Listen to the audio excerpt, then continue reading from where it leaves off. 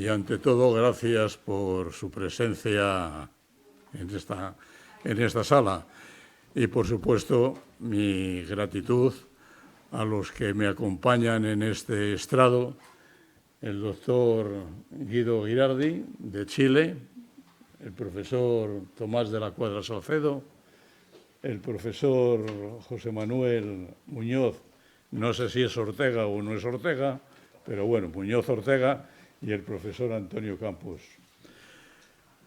Lo primero que tengo que hacer es disculpar la presencia de doña Cecilia Hidalgo Tapia, que le corresponde la presidencia de este panel.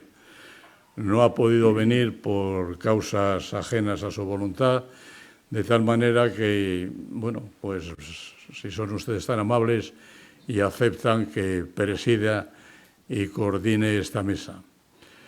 La función de la presidenta pues es muy fácil, que es presentar obviamente a los ponentes, pero yo lo primero que quisiera hacer es leer el currículum de doña Cecilia Hidalgo en honor a ella. Ella es una profesora de bioquímica de la Universidad de Chile y hizo su postdoctorado en los Institutos Nacionales de la Salud de Estados Unidos y gracias a una beca Guggenheim. Fue docente en el Centro de Estudios Científicos y en la Facultad de Medicina de la Universidad de Chile y ha sido miembro de la Comisión Asesora Presidencial de Materias Científicas, directora del Programa de Biología Celular y Molecular del Instituto de Ciencias Biomédicas, del Centro FONDAP de Estudios Moleculares de la Célula y vicepresidenta del Consejo Asesor de la Fundación Ciencia Joven. La profesora Cecilia Hidalgo, en 2004, recibió el premio de la condecoración al mérito Amanda Labarca, que está destinada a realizar la personalidad y la obra de mujeres universitarias que se hayan destacado con relieves excepcionales en el campo de su profesión, en el dominio de la cultura o en el servicio del país. En el año 2006 recibió el Premio Nacional de Ciencias Naturales de Chile y es la actual presidenta de la Academia Chilena de Ciencias. A ella obviamente un abrazo a distancia y un gran recuerdo. Y ahora pasamos a presentar a los componentes de la mesa. Los presentaré por orden alfabético más o menos o por orden de actuación. Hemos consensuado de que el primer ponente será el doctor Antonio Campos. Ahora leeremos su currículum. Por ser catedrático de histología y vamos a decir el más morfólogo de los presentes. Después intervendrá el profesor Jesús Muñoz Ortega. Él está ahora mismo está en un departamento de neuroradiología de la Universidad de Harvard. A continuación hablará el profesor Tomás de la Cuadra Salcedo, experto en cuestiones jurídicas de este tema. Y por último, el señor Guido Girardi, expresidente del Senado de Chile y que consiguió que Chile fuera la primera nación en el planeta que modificó su constitución. El artículo 9.1 incluye los neuroderechos. Obviamente, a partir de entonces, pues hay un gran movimiento tanto internacional como nacional y privado para llevar estos neuroderechos a la práctica. El profesor Antonio Campos Muñoz es médico, es catedrático de Histología e Ingeniería Tisular de la Universidad de Granada y ha sido decano presidente de la Sociedad Histológica Española, representante español en la Unión Europea para la Formación de Médicos y director del Instituto Nacional de la Salud Carlos III. Ha generado en su laboratorio y aplicado a pacientes modelos innovadores de córnea y de piel artificiales. En España ha impulsado las redes y los institutos de investigación biomédica. Es académico y vicepresidente de la Real Academia de Medicina de España y codirector del Diccionario Panhispánico de Términos Médicos. Es autor de varios libros de ensayo, posee numerosos premios y es doctor honoris causa por las universidades de Córdoba, Argentina, Santo Domingo, República Dominicana y Aveiro, Portugal. El profesor José Manuel Muñoz Ortega, aquí a mi izquierda, es doctor en Filosofía de la Ciencia y licenciado en Biología. Es investigador de la Universidad de Navarra y del Centro Internacional de Neurociencia y Ética, el CINET, en España. En la actualidad es Research Fellow en la Escuela de Medicina de la Universidad de Harvard, en Estados Unidos. Es autor de numerosas publicaciones en revistas internacionales como Nature o Science y ha colaborado con diversas instituciones nacionales e internacionales, incluyendo las Naciones Unidas, la Organización de Estados Americanos, el Parlamento Latinoamericano, el Senado de Chile y la Cámara de Diputados de Argentina. Próximamente se incorporará como investigador a la Universidad de California en Berkeley, en Estados Unidos. Por su parte, el profesor Tomás de la Cuadra Salcedo, y no sabía yo que su segundo apellido era Fernández del Castillo, me ha proporcionado un currículum que, según las instrucciones que nos habían dado, no debía tener más de 120 palabras. Y él ha tenido la amabilidad de subrayarme en amarillo las que se pasan de las 120. Así que leeré las 120 palabras. Tomás de la Cuadra es catedrático emérito de Derecho Administrativo de la Universidad Carlos III de Madrid, Premio Gascón y Marín de fin de carrera en la misma universidad. Ha sido presidente del Consejo de Estado de 1985 a 1991, ministro de Justicia de 1991 a 1993 y ministro de Administración Territorial de 1982 al 85. Es Premio Pelayo para Juristas de reconocido prestigio en su edición 26ª de noviembre del 2020. Es, a su vez, miembro de la Comisión de Expertos designada en 1981 para emitir informes sobre el proceso autonómico en España. Y es vocal de la sección de Derecho Público de la Comisión General de Codificación y coordinador del grupo de expertos que elaboró la Carta de Derechos Digitales presentada públicamente por el presidente del Gobierno de España. Y, por último, el señor Guido Girardi es médico, ganamos por mayoría, por 3-2. Es médico, director del Servicio Sanitario y Medioambiental de la región metropolitana, es parlamentario y expresidente del Senado, fue impulsor del evento anual de divulgación científica más importante de Latinoamérica, Congreso Futuro, y autor, junto a personalidades destacadas de la ciencia mundial, de legislación chilena que se han globalizado como la reforma constitucional que consagra los neuroderechos y el etiquetado frontal de los alimentos, que advierte respecto de exceso de nutrientes críticos. Desde Congreso Futuro articula las mesas transversales con la Academia Chilena de Ciencias, todas las universidades y sector privado y sociedad civil para la salud, minería verde, niñez, sistemas alimentarios saludables y sustentables, seguridad y el Laboratorio de Inteligencia Artificial, neuroderechos, plataformas digitales y metaverso para generar normas innovadoras y políticas públicas mirando a 2050. Por mi parte, como ya he consumido el tiempo y nada más que me queda un minuto para darle la palabra al profesor Campos Muñoz, diré que mi nombre es Pedro García Barreno y, con perdón, soy médico. Y soy presidente y coordinador de esta mesa, que esperemos que vaya bien. Solamente decir que la palabra neuroderechos es una palabra pues poco conocida, poco usada, en que se está intentando luchar en todos los sitios que he dicho por incluirla en las diferentes constituciones de todos los países, incluso en organismos internacionales como puede ser la ONU o la Unión Europea. No tengo más que decir, nada más que darle la palabra al profesor Antonio Muñoz y que, según el papel que me han dado, cada uno de los ponentes dispone de 10 minutos. Y 10 minutos son 10 minutos. Pues usted tiene la palabra.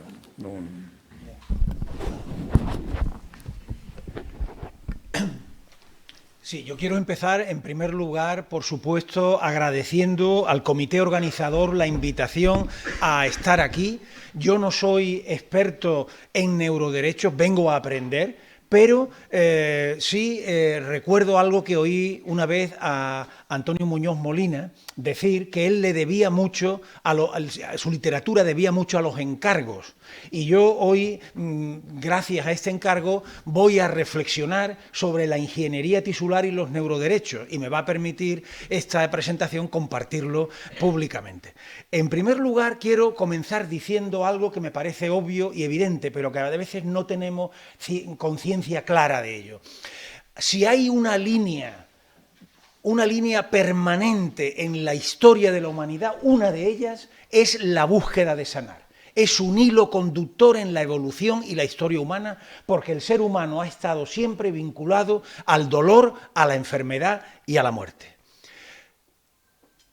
Perdón. Bien. El ser humano, además, ha curado desde la antigüedad solo de 4 formas. Ha curado con la química, con la física, con la cirugía y con la palabra.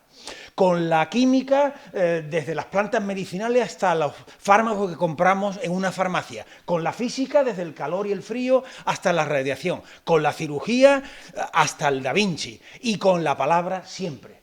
Pero en los últimos 50 años del pasado siglo, pues ha aparecido una nueva forma de curar, una quinta forma de curar, de la que tenemos que tomar conciencia. Se cura también con células y con tejidos. Y ha surgido la terapia celular, empezó con los trasplantes de médula ósea, y la ingeniería de tejidos, es decir, la construcción de tejidos artificiales, que empezó básicamente en 1993.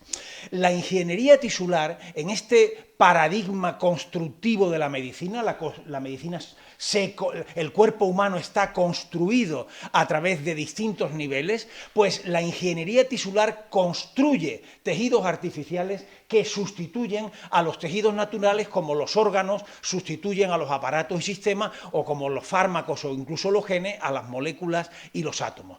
La ingeniería de tejidos ha crecido tanto, este es un artículo que publicamos hace unos años, que fíjense en las 2 últimas décadas el crecimiento extraordinario que ha tenido.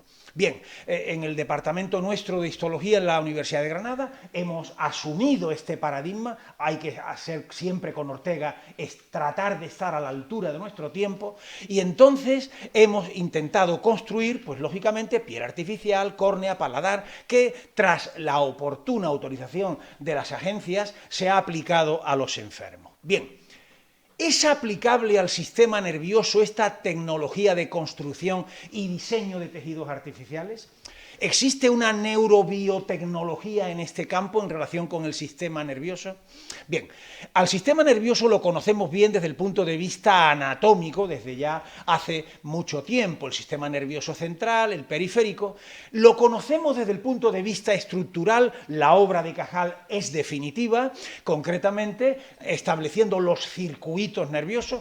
El libro La textura del sistema nervioso del hombre y los vertebrados es un libro clave en la cultura española. Como decía esta mañana el profesor Sánchez Ron, concretamente la ciencia es cultura, pues el origen de las especies es importante, la textura del sistema nervioso es igualmente importante en la cultura. Y luego, esa estructura anatómica, esa estructura histológica, nos da un cuerpo que ejecuta una conducta específicamente humana, como ya describió perfectamente Pedro Laín o recientemente Antonio Damasio. Una conducta vinculada a la cognición, la emoción, la implementación del lenguaje, la memoria, etcétera.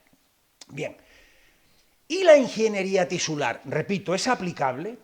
Las estrategias de ingeniería tisular, es decir, de construcción de tejido nervioso artificial, es decir, a partir concretamente de células y tejidos para reparar, para sustituir, para curar, tiene 3 niveles. Por transferencia celular, es decir, a veces lo que hacemos es transferir células de distinto tipo para sustituir a las neuronas lesionadas, neuronas dopaminérgicas con dopamina extraídas, por ejemplo, del corpúsculo carotídeo, se pueden sustituir a las lesiones de la sustancia negra en la enfermedad de Parkinson. La ingeniería tisular por inducción. Nosotros tratamos de inducir a elementos nerviosos, a células madre endógenas, que hay en algunos pocos lugares del sistema nervioso, tratar de inducirlas para que se conviertan en un tejido. Bien, en un tejido que pueda sustituir al tejido lesionado. Y luego tenemos lo que es la ingeniería tisular por constructos, es decir, nosotros en una cavidad vacía, aquí hay una lesión isquémica, aquí hay un tumor, por ejemplo, lo sustituimos con un biomaterial de distinta naturaleza y con células que tratan de reproducir el tejido nervioso, los circuitos nerviosos. En el sistema nervioso periférico, cuando se lesiona, se corta, aquí podemos evidentemente hacer otro constructo, biomateriales y células, para volver a recanalizar, por decirlo así, ese tejido nervioso. Estas son imágenes, concretamente estas últimas realizadas en nuestro laboratorio. Bien, la neurotecnología trata de ver la generación y el uso de nuevos dispositivos que permitan interactuar desde el exterior con el interior y que puedan incluso modificar el comportamiento de esta estructura que es el sistema nervioso. Los neuroderechos han aparecido, han surgido como un mecanismo de protección, de garantizar la integridad física y psicológica del ser humano que concretamente hay que preservar en lo que es la integridad de su sistema nervioso en relación con una serie de neuroderechos que, repito, han sido descritos, aquí hay expertos, van a hablar luego sobre ello, y que podemos decir que hay grupos como el de Rafael Yuste, Sarah Gehring, Marcelo Ienca, etcétera, y luego hay otras personas que consideran que estos derechos pueden insertarse en los derechos habituales conocidos que ya tenemos. En relación con la ingeniería tisular de la que yo he hablado antes y los neuroderechos, ¿qué podemos decir? ¿O qué podemos reflexionar sobre ello? En primer lugar, en relación con el sistema nervioso periférico, es con los nervios, no hay que preocuparse en absoluto. El tratamiento es igual que el de un trasplante, no hay una modificación significativa que afecte a unas estructuras fundamentales de nuestro comportamiento humano. Por tanto, ningún tipo de problema. No me detengo más para cumplir con los 10 minutos. Pero ¿y en el sistema nervioso central? Miren, aquí tienen el sistema nervioso central, ven esa diapositiva, esa región rojiza, es un constructo, es biomaterial con células en el interior. Stephen Polgar ha reflexionado sobre esto y con algunas ideas añadidas tengo que decir lo siguiente. En relación con el sistema nervioso central, primero, la restauración arquitectural tisular no va a reproducir ni sustituir fielmente a la estructura ortotípica. Eso no se va a producir. Y por tanto vamos a tener un sistema nervioso dual, sin precedente en cada individuo que tenga este tipo de constructo insertado en el mismo. Segundo, la restauración va a estar vinculada a las características biológicas del constructo por un lado y del hospedador por otro. Tercero, la restauración puede implicar, dice Stephen Polgar, y esto sí que es importante, en algunas circunstancias, por ejemplo la localización, en algunas circunstancias, experiencias y comportamientos nuevos vinculados a la conciencia y a la identidad. Luego aquí sí hay la posibilidad de que se pueda alterar esa conducta humana. Luego, por otra parte, me queda un minuto, pues finalmente tengo que decir entonces lo siguiente, que en el sistema nervioso central se puede ver afectada concretamente esa estructura y habrá que ver ahora lo siguiente, habrá que ver que los neuroderechos que afectarán en todo caso a algunos de los que se han postulado, hay que verlos en el protocolo de lo que es hoy día el conocimiento científico regulatorio y el ensayo clínico. Y el resto en los de la autonomía del paciente. Y ese equilibrio entre autonomía del paciente, que es absoluta en este momento, y por otra parte, los mecanismos regulatorios que nos llevan al ensayo clínico como mecanismo de protección y garantía del paciente, son fundamentales. Y la pregunta que yo quiero hacer para el final es lo siguiente. ¿Puede servir este neuromodelo de equilibrio entre un estudio protocolizado que nos lleva al ensayo clínico por un lado y a la autonomía del paciente de aceptar o no con la información pertinente lo que puede hacerse en él desde el punto de vista terapéutico? ¿Puede exportarse a los otros sistemas de neurotecnología que van concretamente a postularse con recogida de imágenes, utilización de imágenes, dispositivos, chip, etcétera? Esta es la pregunta que quiero dejar sobre la mesa. Gracias.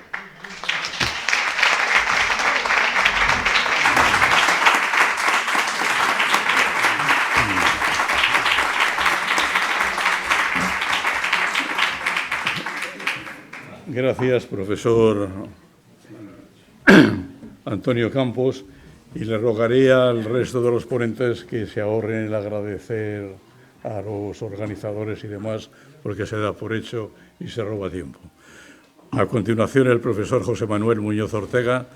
El título del trabajo que ha proporcionado es La discusión conceptual sobre neuroderechos, un requisito indispensable para su eficacia. Muy bien, pues muchas gracias. Como tengo poco tiempo, voy a ir muy directo al grano. No voy a hablar de todo lo que tenía previsto, pero me voy a centrar en dos aspectos que considero interesantes. Lo primero va a ser un ejemplo de un neuroderecho en el que creo que el debate conceptual es muy importante porque se puede entender de muchas formas diferentes. Estamos en un congreso de la lengua, creo que no necesito convencer a nadie de que lo conceptual, de que el significado, de que la semántica es importante. Entonces voy a empezar por ahí y después voy a hacer una propuesta en la que estamos trabajando junto con un colega de Argentina que creemos que puede reforzar la eficacia de los neuroderechos dentro del derecho procesal. Bien, decía el maestro Cajal que casi todos los males de pueblos e individuos dimanan de no haber sabido ser prudentes y enérgicos durante un momento histórico que no volverá jamás.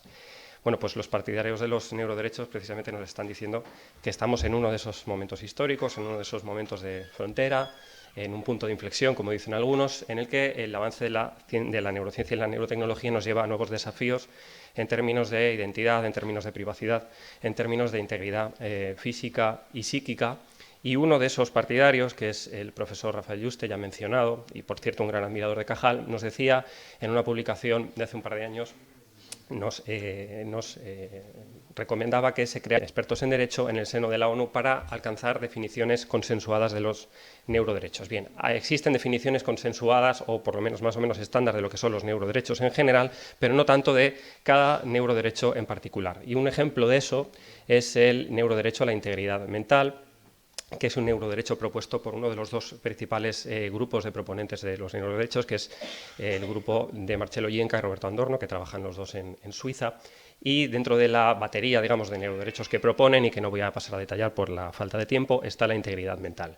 Bien, quiero poner este ejemplo, pero podría basarme en algún otro neuroderecho, por ejemplo, el neuroderecho al libre albedrío, que lo tenía previsto mencionar, pero que no lo voy a mencionar por falta de tiempo.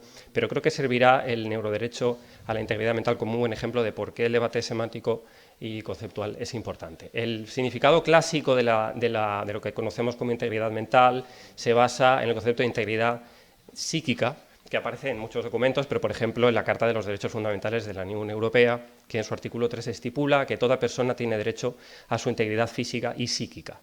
Lo que pasa en documentos como este es que la integridad psíquica se entiende dentro del contexto del acceso a la salud mental.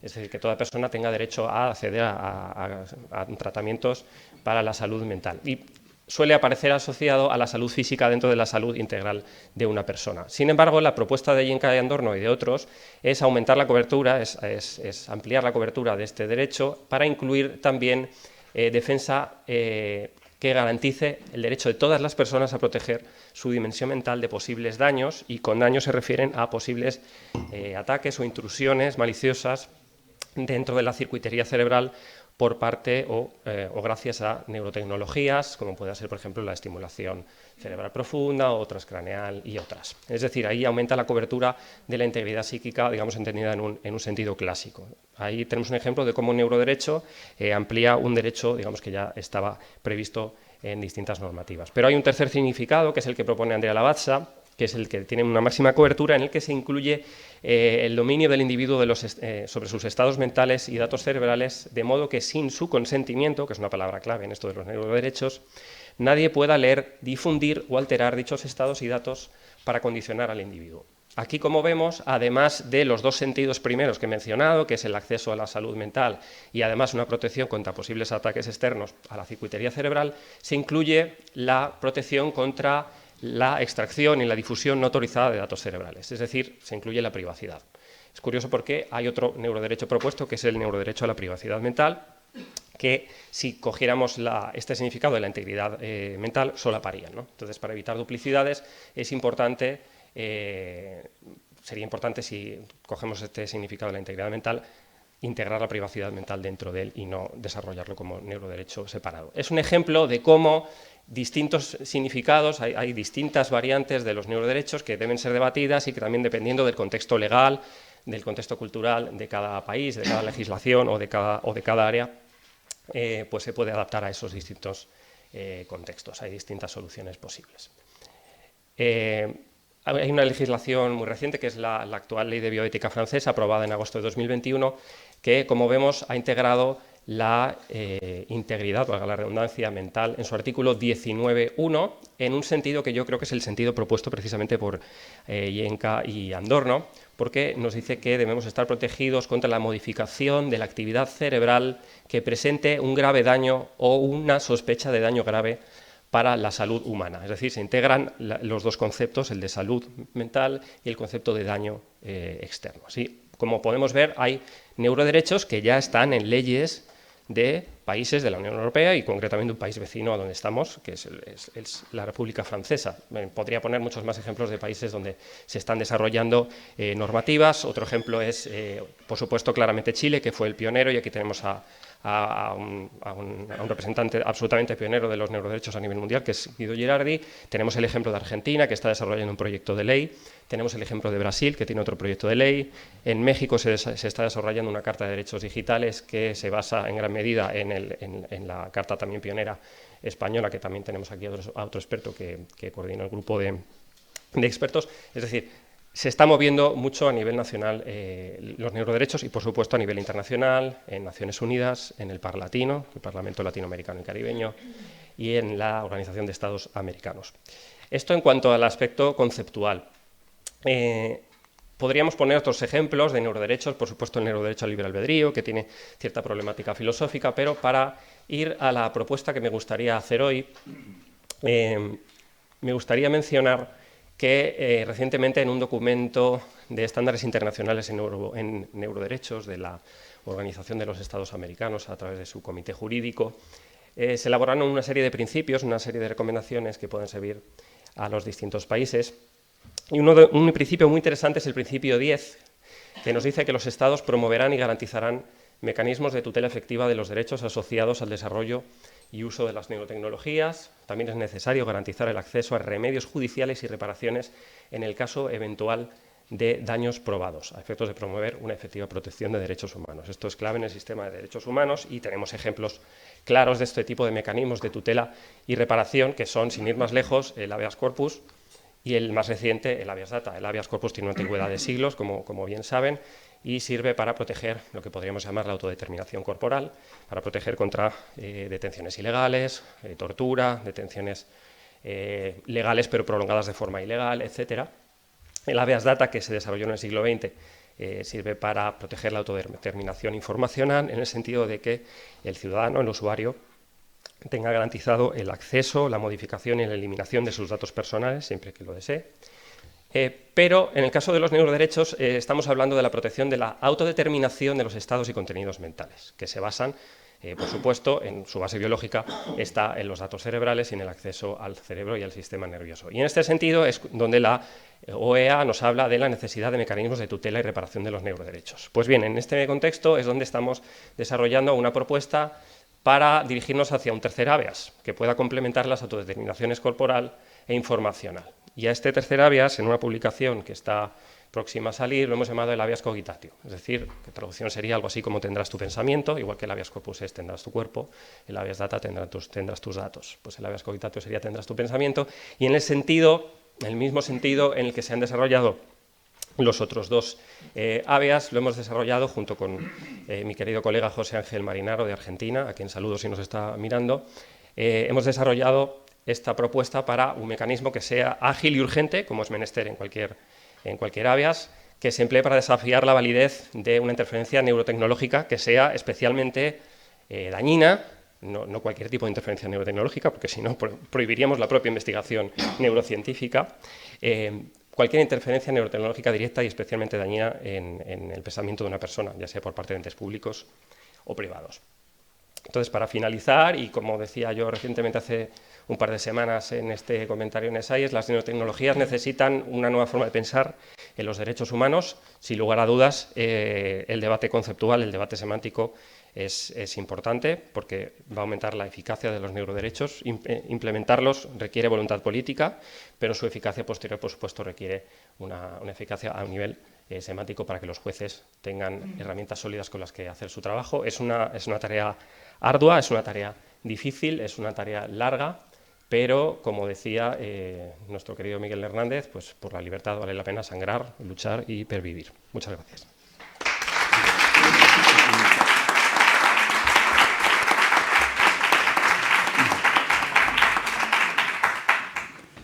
Muchísimas gracias, profesor Tomás de la Cuadra Salceda. El título de su ponencia, según consta aquí en el escrito, Derechos y libertades y neurotecnologías convergentes aplicadas a la actividad cerebral. Muy bien, muchas gracias. Bien, en el principio fue la curación de enfermedades. Pero el punto en que estamos ahora ya no es solamente la curación, cabe la aumentación, cabe la potenciación de la persona.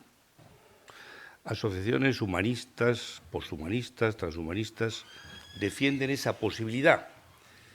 Y el profesor Yuste, que han dicho es ciudadano americano, pero es ciudadano de origen español, en la Universidad de Nueva York, es uno de los impulsores del programa BRAIN del presidente Obama, que trata de la potenciación, no de la potenciación, del mapeo, del conocimiento del funcionamiento del cerebro, ser capaz de ver las imágenes, incluso los pensamientos conscientes y subconscientes. Él ha contado experimentos que se han hecho que son realmente asombrosos, de llegar a primero ver en ratones presentándoles un gato cómo reacciona, los impulsos eléctricos que se producen en el cerebro, e interpretar cuándo efectivamente ha visto un perro, un gato, otro ser, pero luego ya inducirle ese pensamiento sin que ese gato le haya sido expuesto. Por tanto, primero la captación, registro de sensaciones eléctricas cerebrales, luego el desciframiento y luego la introducción. Esto abre enormes posibilidades para la curación de enfermedades. El principio es este y los beneficios son inmensos. Pero después llega la potenciación.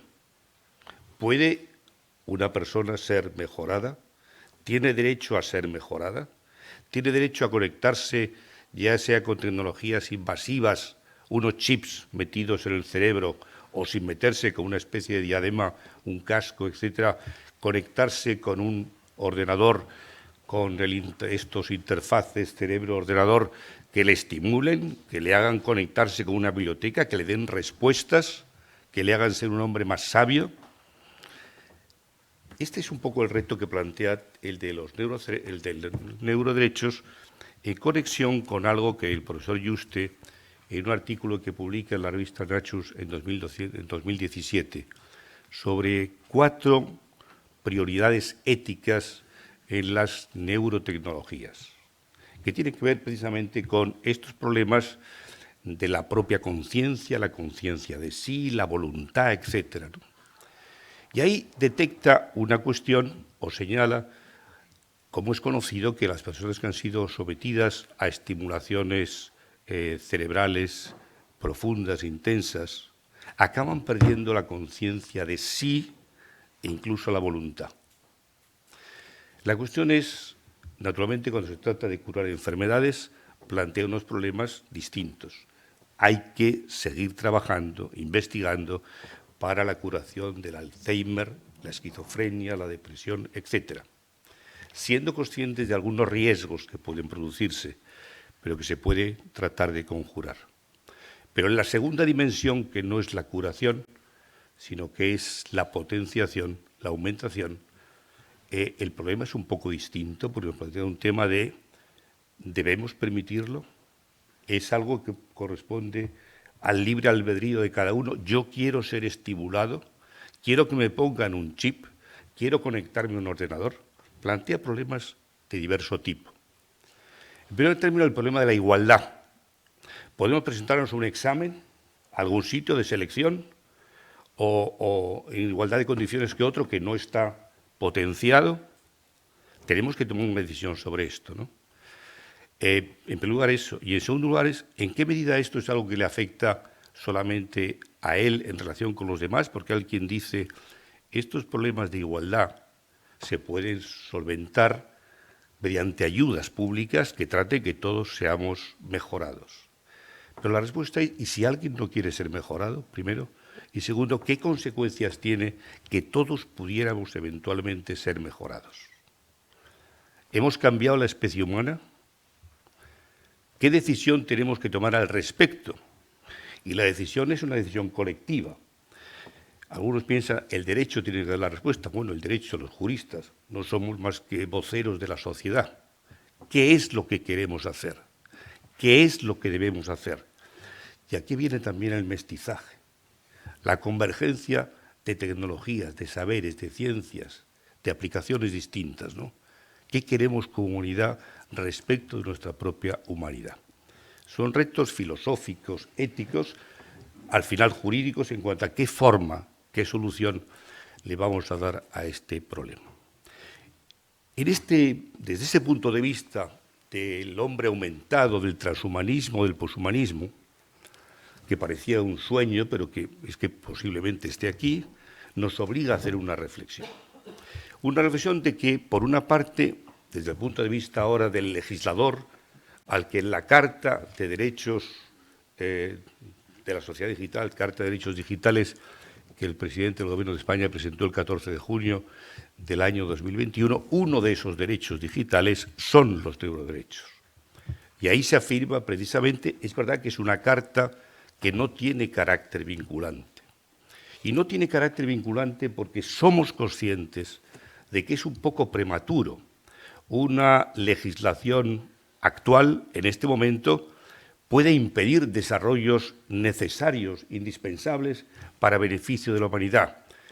Una legislación prematura, sin saber exactamente las consecuencias, puede hacer que estemos agostando posibilidades de curación de enfermedades. Pero, por tanto, sí hay que mandarle un aviso al legislador, que es lo que hace la Carta, no es vinculante, pero manda unas señales, unas orientaciones, unas recomendaciones.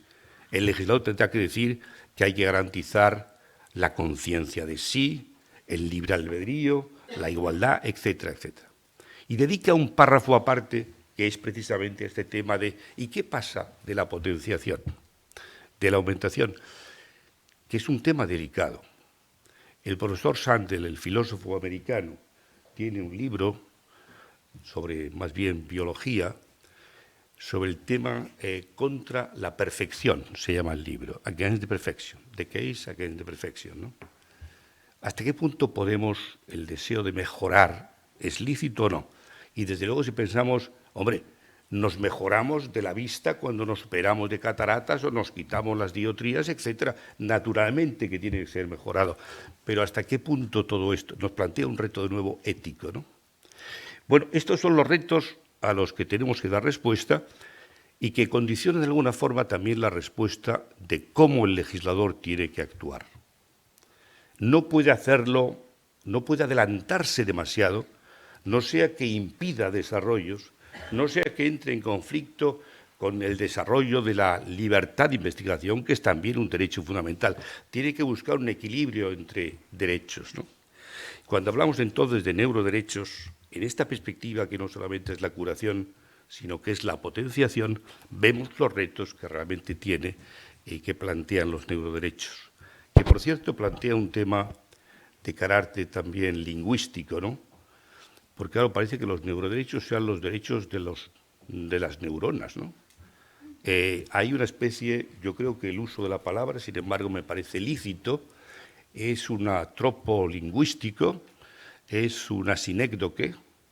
Diríamos que las neuronas son el elemento básico del cerebro y el cerebro es el reducto último de la persona, de la identidad, etc.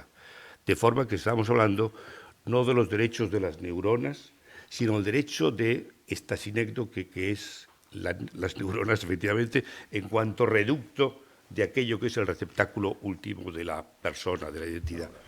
Y voy terminando. Nos plantea entonces también una cuestión de cómo responde el derecho.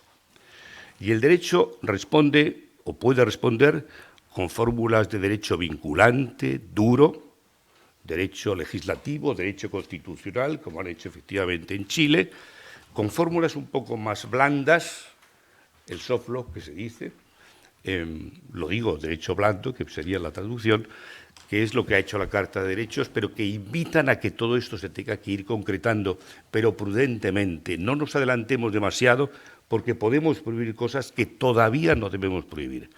Pero el derecho se hace un poco, como dicen los especialistas, distingue entre principios, y voy terminando, principios y reglas claras, y otros son principios, mandatos. Tiene usted que evitar que se produzcan tales cosas. Bueno, el derecho va adoptando una forma distinta, más principial, y nos va a obligar también a los académicos a buscar las fórmulas que revelen cuáles son los bienes protegidos. No sé si la palabra identidad, intimidad, privacidad nos bastan, porque esto es mucho más. Es la compartición del yo o la eventualidad de que alguien comparta nuestro yo ilegítimamente por el riesgo que supone estas nuevas tecnologías. Nada más. Muchas gracias. Muchas gracias.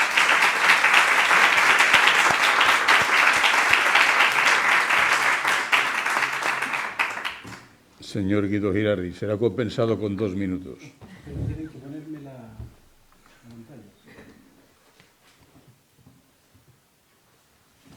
Bueno, primero, gracias por la invitación.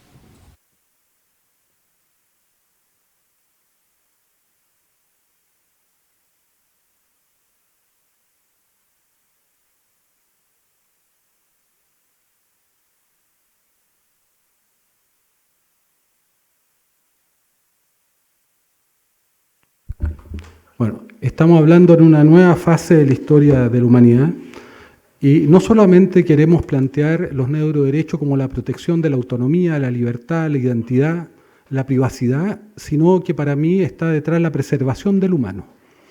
Creo que estamos en un cambio evolutivo, es decir, la humanidad no solamente está viviendo un cambio cultural, político, un cambio civilizatorio, sino estamos viviendo un cambio evolutivo.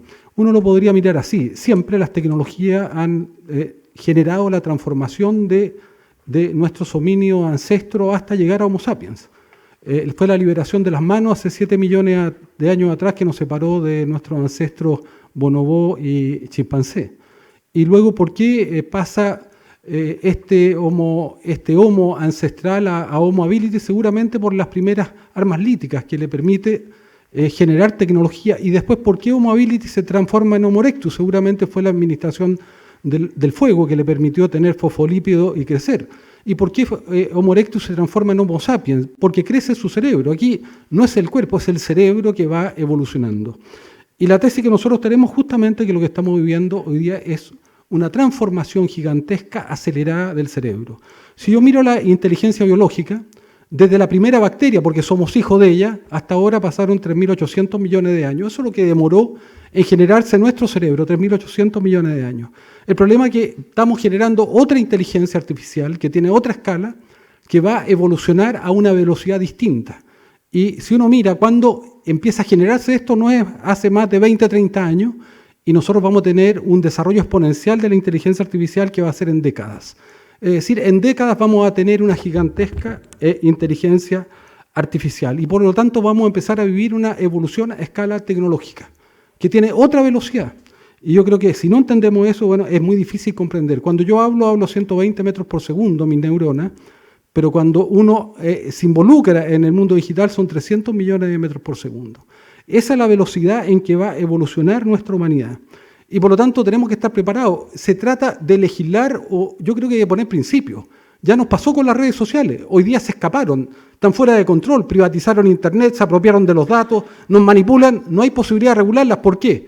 Porque lo hicimos tarde. El problema es que el ser humano y las instituciones democráticas son maravillosas, pero son lentas.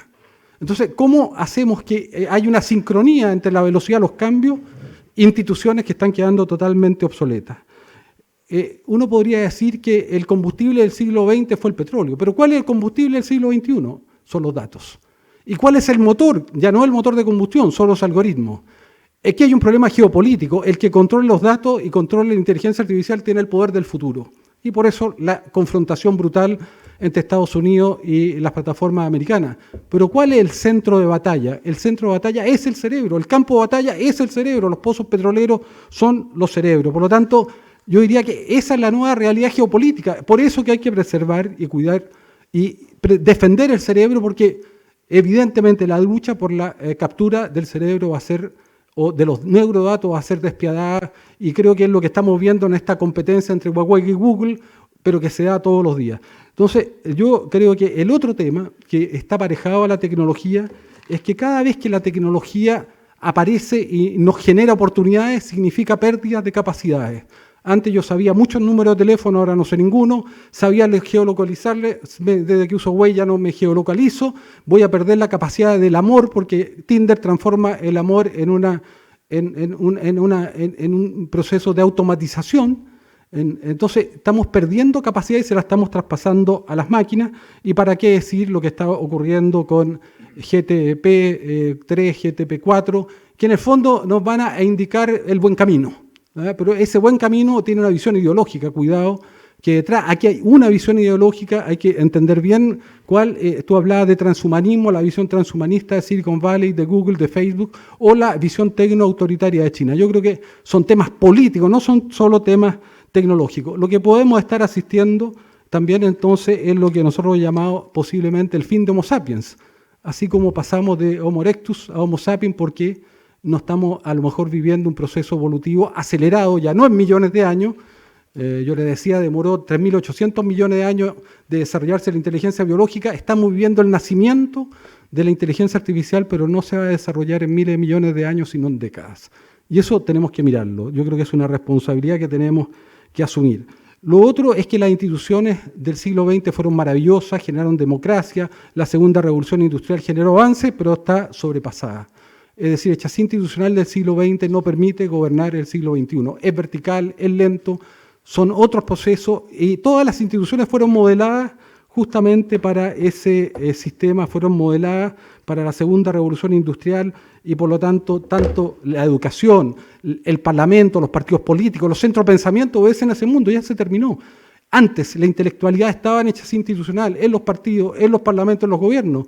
Hoy día se escaparon, están fuera de la política y por lo tanto no tenemos capacidad de pensamiento. Ahora, viene la era digital, evidentemente tiene oportunidades gigantescas. Nosotros no podemos vivir sin inteligencia artificial, pero quiero así de manera muy cablegráfica decir, la inteligencia artificial va a destruir en las redes sociales la frontera entre la verdad y la falsedad.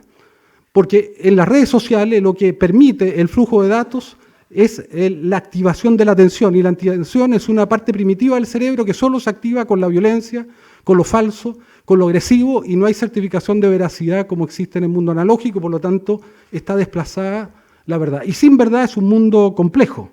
Lo otro es que la personalización que hacen las redes atenta contra la sociedad. La sociedad une a los distintos. La personalización separa a los distintos en grupos de iguales y hay un proceso de autoadoctrinamiento y evidentemente una polarización. La era digital va a cambiar el pensamiento profundo, y ahí algo muy importante para esta institución, que es la lengua española, que tiene que ver con la palabra escrita. Nosotros estamos cableados, los más antiguos, para la palabra escrita, que tiene tiempo, que tiene silencio, que permite la reflexión. La era digital mata la palabra escrita y genera un pensamiento que no es que no haya pensamiento, pero hay un pensamiento liviano, apresurado, que es un pensamiento del zapping, de la interrupción, de la falta de concentración. Todos vamos a ir perdiendo la concentración. Está las adicciones, está el fin del trabajo, está el fin de la libertad de expresión. La libertad de expresión tiene que ver con que yo decida cuáles son los neurodatos que quiero que se expresen o los que entran a mi cerebro. ¿Para qué decir? La privacidad ya es un accidente de la historia de la humanidad. Somos totalmente transparentes. Y el metaverso, un mundo simulado, un mundo de diseño, además un acuario de empresas privadas. Vamos a vivir en un acuario y seguramente los más pobres van a estar en el metaverso y los ricos van a poder vivir en el mundo real. ¿Qué es lo que hicimos nosotros entonces? Lo que nosotros intentamos fue dar una respuesta a esto, construir una respuesta. ¿Cómo lo hicimos? Bueno, lo que intentamos hacer muy rápidamente es, con Rafael Yuste, es generar un espacio. Nosotros tenemos un proyecto que se llama Congreso del Futuro, que lo organiza la Academia de Ciencias, las universidades chilenas, el Congreso Nacional y los gobiernos de turno. Invitamos todos los años a más de 100 de los principales científicos expertos del planeta. Tenemos cerca de 4 millones de seguidores.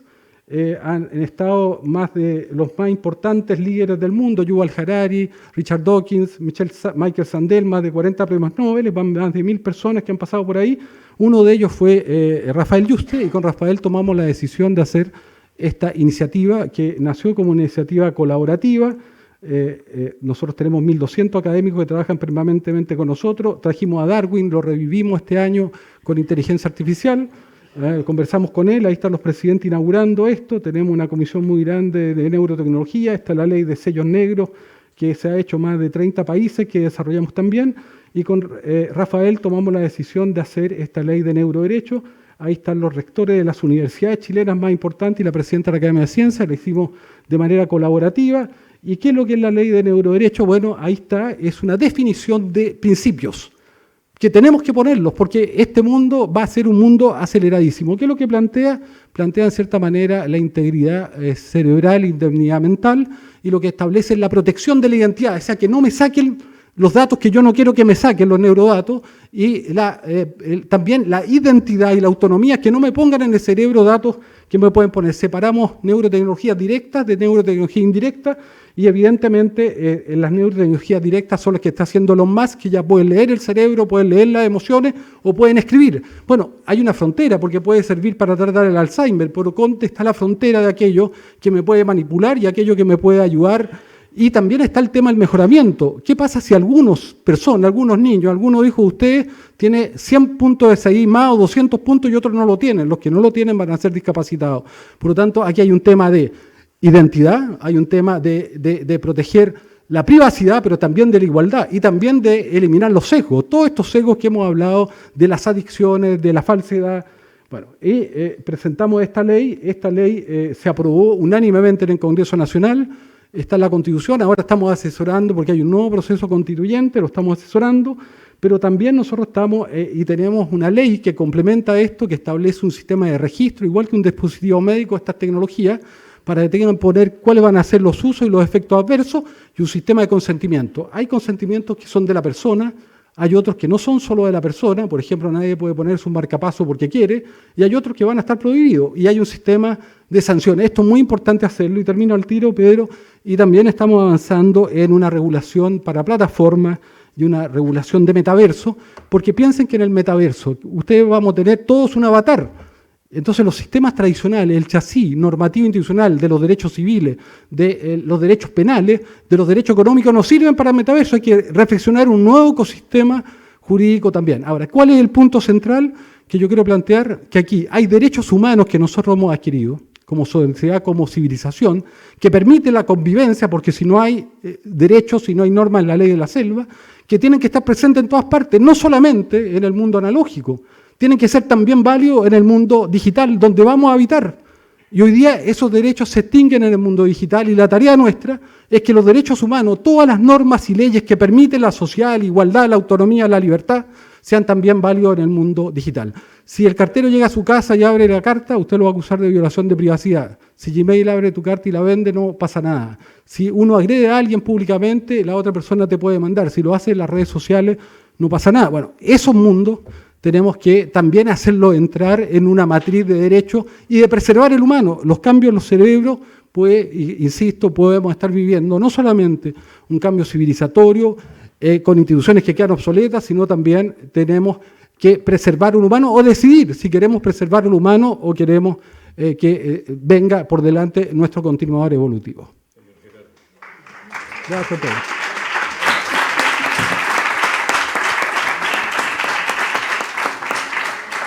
Pedro, me pasé un minuto y medio nomás. Me pasé un minuto y medio. Fuiste Te he pasado un pero minuto tú me y diste medio, 2 más minutos. de 2 minutos. No, acá lo tengo. Luego lo discutiremos Vamos a duramente. hacer un debate.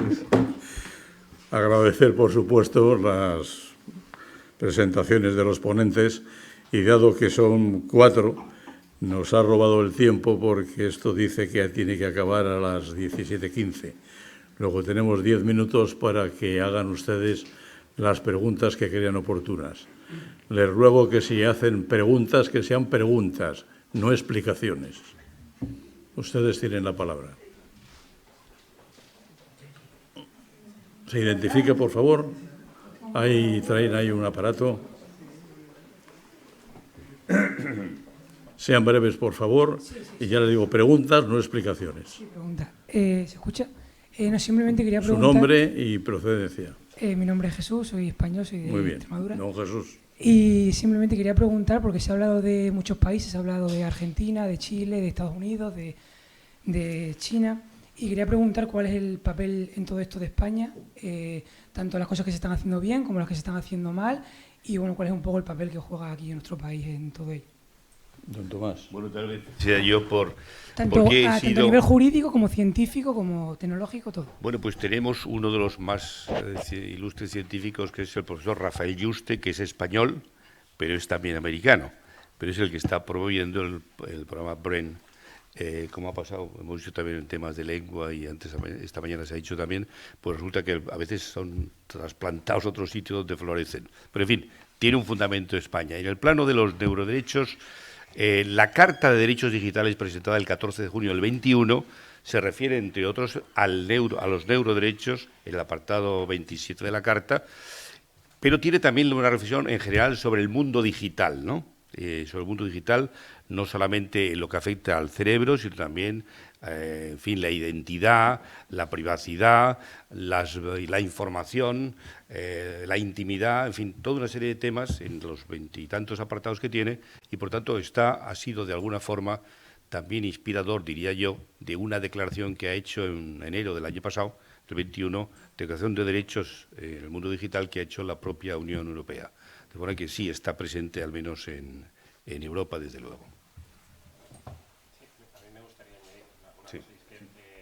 Creo que hay un proyecto muy interesante para todos nosotros, los españoles, como país, que es el nuevo Centro Nacional de Neurotecnología, el Spring Neurotech, que creo que se va a empezar a andar dentro de un año o dos, y es un proyecto muy pionero, yo creo que a nivel mundial. Hay muy pocos países que tienen centros de neurotecnología, y además va a tener, parece ser, según dicen, un departamento de neuroética y de legislación, con lo cual yo creo que hay un buen nicho para desarrollar nuevas políticas, sí.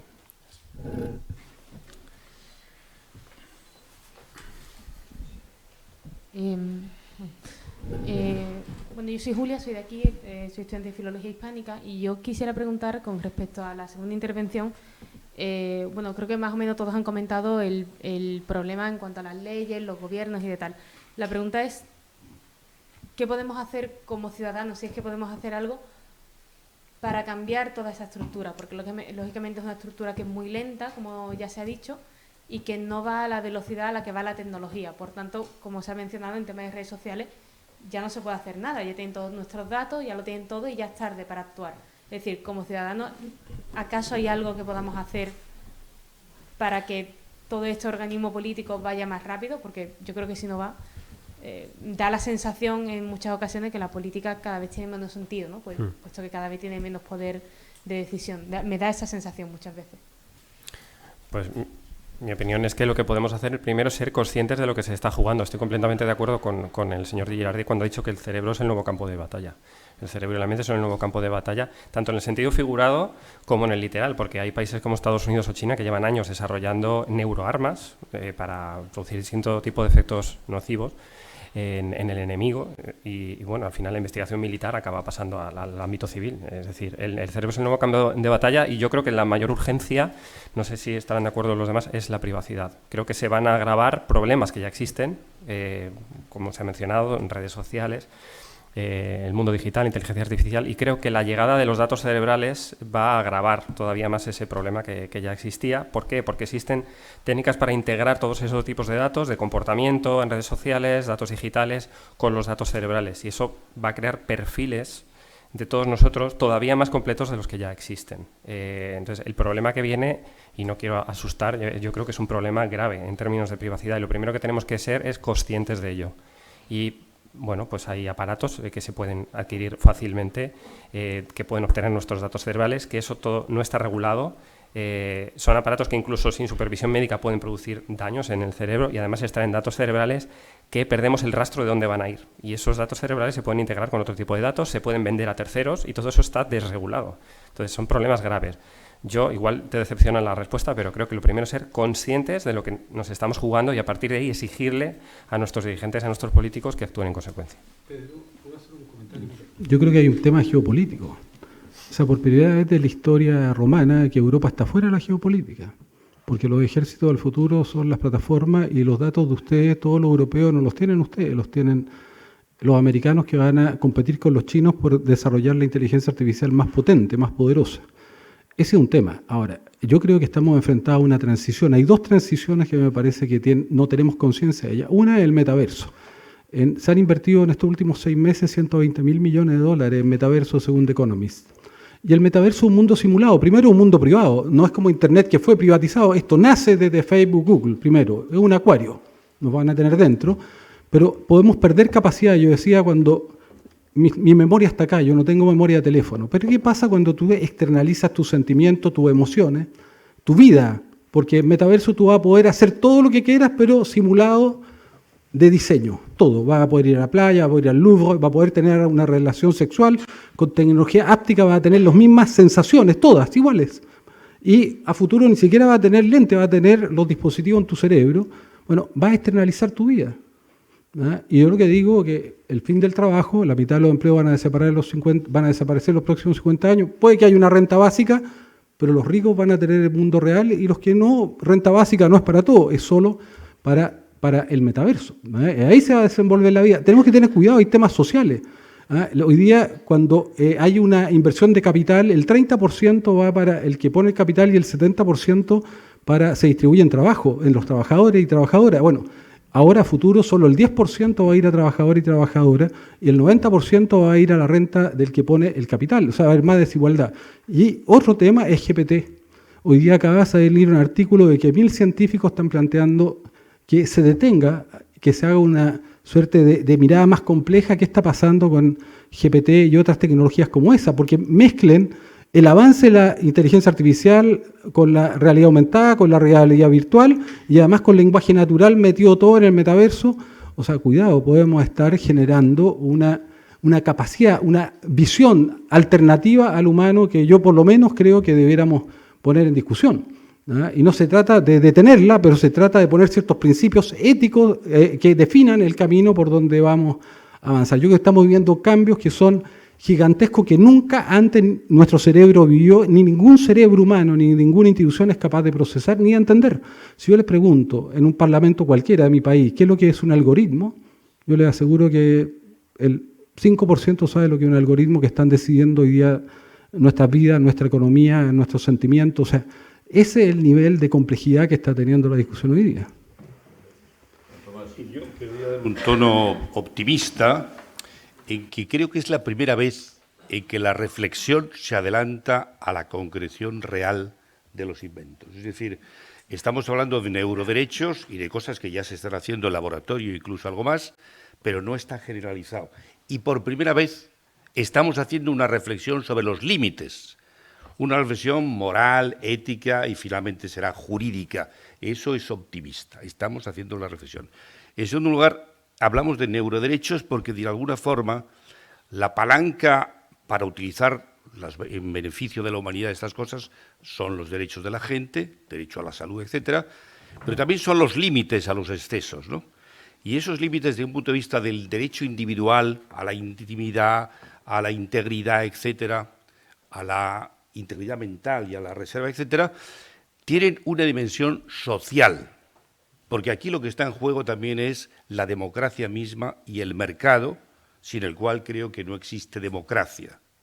Naturalmente, si alguien tiene los datos de todos, incluso en el metaverso, al final ese va a poder vender lo que quiera, porque sabe nuestros impulsos, los deseos, etcétera. Por tanto, es algo que hay que controlar porque afecta institucionalmente a la humanidad, a la democracia, al mercado. Por tanto, partimos de la parte individual de los derechos, pero es la dimensión humana, social, incluso diría yo como especie, Y tengo la tranquilidad de saber que, aunque los retos son enormes, nos estamos adelantando a la presentación humana. Incluso el metaverso, que ya está ahí, estamos ya, haciendo reflexiones sobre el metaverso, sus límites, etcétera. Es la primera vez, creo, donde nos adelantamos a las realizaciones concretas, haciendo una reflexión moral, ética y humanística. Por cierto, que hay aquí un tema, y con esto termino, que tiene que ver con esta idea también, que puede, yo creo que es una idea negativa, Heidegger la pregunta por la técnica, ¿no? Y una especie de cierta admiración por la técnica, como la técnica que nos libera, también suscita, que plantea peligros, ¿no? Y una cierta devoción, hay que investigar, hay que hacer cosas, sin duda, ¿no? Pero frente a esa idea un poco de devoción por la técnica, escribió Habermas, en homenaje a Marcuse, una reflexión sobre la ciencia y técnica como ideología, ¿no? No tenemos que hacer un obsequio, un respeto, que la ciencia y la técnica la podemos dirigir. No nos vaya a ocurrir como el aprendiz del brujo de Goethe, que ponemos en marcha un mecanismo que no sabemos controlar. Ahora tenemos que controlar el mecanismo y no que nos controle a nosotros.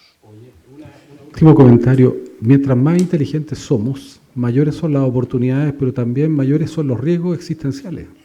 Por eso que requiere regulación. Si no estamos es que necesitamos preservar aquellos aspectos positivos de esta tecnología, pero los negativos son tan poderosos que si no se regulan es una amenaza. Piensen que la energía nuclear puede salvar, puede generar energía limpia, puede tratar cáncer, pero también puede hacer bomba nuclear. Y se establecieron regulaciones para aquella parte negativa. Lo que pasa es que hemos abandonado la regulación de los aspectos negativos, y esta tecnología es mucho más poderosa que la energía nuclear, porque puede sustituir al humano. Y eso es la discusión que debiéramos tomar. Aquí hay un proceso de cambio evolutivo que debiéramos ser conscientes que está en marcha, y que nosotros tenemos que decidir qué sociedad, qué humanidad y qué humano queremos ser, en cierta manera.